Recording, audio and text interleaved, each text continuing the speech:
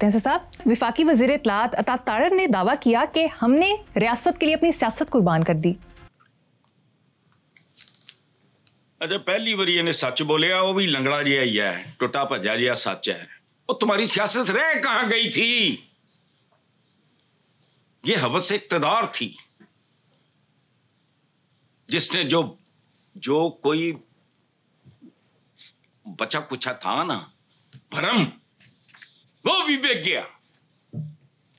बात ये सच्ची कर रहे हैं, लेकिन इन्होंने भी अपनी फेवर च ले जान दी। हमने सियासत, केड़ी सियासत है? फॉर्म 47 सियासत सारा मुल्क जानता है। लोग आपको पसंद नहीं करते, आप गर्दन पे सवार हैं। आज नहीं तो कल, कल नहीं तो परसों पता लग जाएगा। ये तो दूर की बात है ही नहीं है। हमने रियासत के लिए सियासत कुर्बान, ये एक इतराफ है। इतराफ क्या है कि हमारी सियासत कुर्बान हो चुकी है। कुर्बानी खूबसूरत लफ्ज है, नहीं,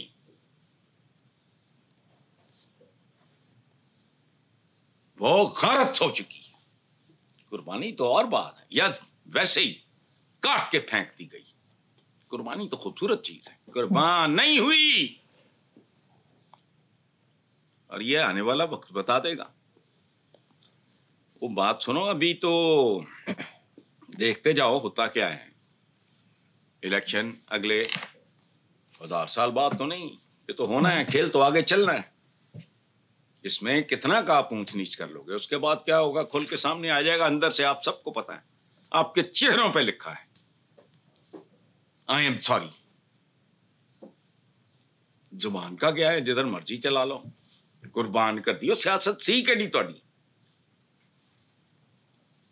कुर्बान कर दी। तज्जियाकारों के मुताबिक पाकिस्तान में जीडीपी ग्रोथ नहीं हो रही, अगर हो रही है तो बहुत कम हो रही है। माशी माहिरीन के मुताबिक जीडीपी ग्रोथ कम होगी तो रोजगार के मौके कम होंगे।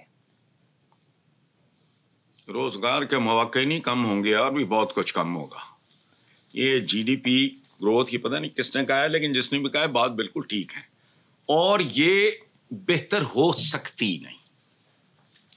अब देखो मैं कैसे मजे से बैठ के अपनी लाइब्रेरी में कितनी खौफनाक स्टेटमेंट दे रहा हूं। मुझे चौक में छितर मारना अगर हो जाए। देखो बात सुनो, इस मुल्क के करते धरतों की नफ्सियात बिगड़ी हुई है। अपनी अपनी दिहाड़ियां लगा के लोग निकल जाएंगे। कोई परमानेंट फैक्टर है, कोई बेचारा आने जाने वाला एक फैक्टर है। जब तक नंबर 1 अवाम नहीं होंगे, चलो मैं खुद को करेक्ट करता हूं, उस वक्त तक इस मुल्क को आराम, चैन और इज्जत नसीब नहीं होगी। 25 करोड़, ये 2 टंगे 2 पाए, बस करो यार।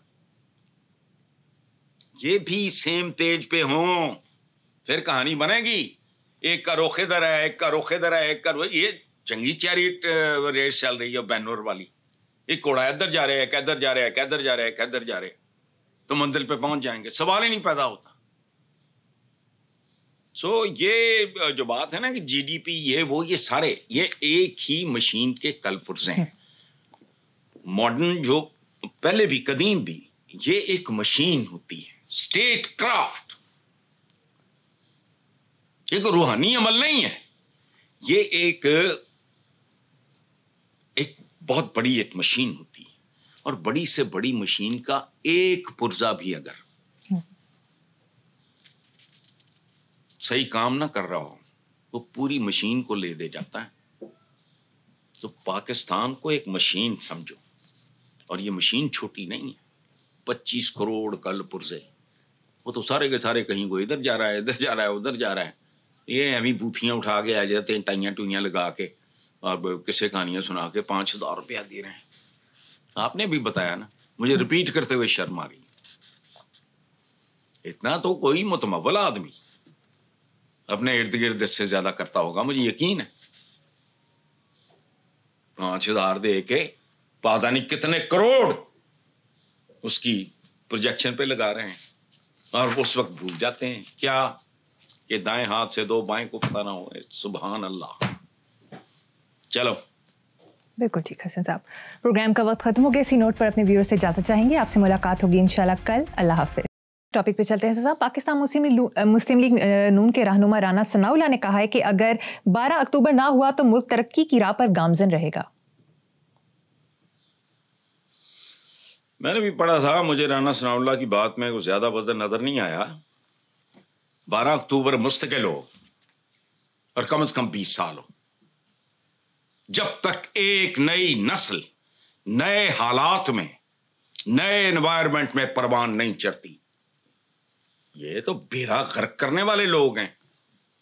तरक्की की राह पर गामजन रहेगा, सुनते सुनते बुढ़े हो गए। 70 साल तो ज्यादा हो गया यार। बद से बदतर हुआ जो कुछ हुआ। बात सुनो, ये 12 अक्टूबर आता क्यों है? वजह यह है कि सियासतदानों की भारी तरीन अक्सरियत हवस इक्तदार में मुब्तला होती है। बदतरीन किस्म के लालची, कमीशन खोर होते हैं, खुद गर्ज होते हैं, बदउनवान होते हैं, अकरबा परवर होते हैं, मेरिट के दुश्मन होते हैं। ये 12 अक्टूबर अहम ही नहीं आने शुरू हुए। There is a reason. Moral courage नाम की चीज नहीं है। क्या तरीका है भाई? ये अगर अपराइट होते, बात सुनो, मैं और भी होंगे 2 4 6 नाम, मलक मेराज खालिद साहब जैसा बंदा, मैं दयानत के हवाले से बात कर रहा हूं, उनकी दरवेशी के हवाले से बात कर रहा हूं। कितने हैं इस मुल्क में? मोहम्मद खान जुनेजो थे, भले आदमी थे। इस तरह और 5 4 6, बाकी कौन है? और जिस दिन ये पॉलिटिक्स में आए कहां थे? आज कहां है? खत्म। सादा जवाब है, लेकिन ये खोपड़ियों में नहीं घुसेगा। ये जो मैंने अभी नहीं कहा कि मुझे बताओ एक 20वें 22वें ग्रेड का बंदा, उसका टेक होम, घर सरकारी, गाड़ियां सरकारी, फलाना टमकाना, उन नयाशियों को मारो गोली। वो तो रिटायरमेंट के बाद, अच्छा वो जितनी भी होती है, बल्कि अगली दफा ना पता कराओ 22वें ग्रेड का क्या होता है। और आज की महंगाई सामने रखो, ये कैसे है?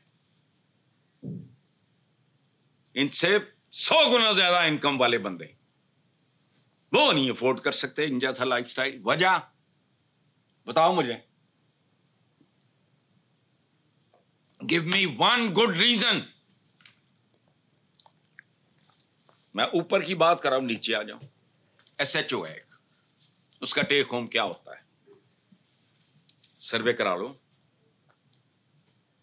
उसके घर में कितनी गाड़ियां हैं, उसके बच्चे कौन से स्कूल में पढ़ते हैं, जवाब मिल जाएगा। खाल खाल होगा भाई, जिसके ससुराल बहुत कोई तगड़े होंगे या जो अपना एक बहुत मुतमब्बल खानदान का बच्चा होगा। बाकी क्या है? ये बेवकूफ बनाते हैं हमें, और अवाम को उन्होंने इस काबिल छोड़ा ही नहीं कि वो सोच सके। मैं रेडीमेड, देखो बात सुनो, शेर आया शेर आया। इसको, शेर जानवर है ना, अब इसको कहो जानवर आया जानवर आया। जब वो जलसे में आए ना शेर, तो मजमा बोले शेर जानवर है ना प्राइमरीली। बोलो किधर की बातें? वो इस तरह के ढकोसले कब के छोड़ गया है। वो भी रिचर्ड द लायन हार्ट वगैरह कहते थे, लेकिन वो सदियां गुजर गई इस बात को। अब वो इंसान बन गए, उनको समझ आ गई कि ये नहीं होता, बकवास है सारा। शेर आया, कहा था शेर तू बंदा बन, हमें शेरों की जरूरत नहीं है। चलो 12 अक्टूबर हो इकट्ठा 20 साल के लिए, फिर बात बनेगी। एक पूरी नस्ल नई, एक नए कल्चर में परवान चढ़े तो वी हैव अ फ्यूचर।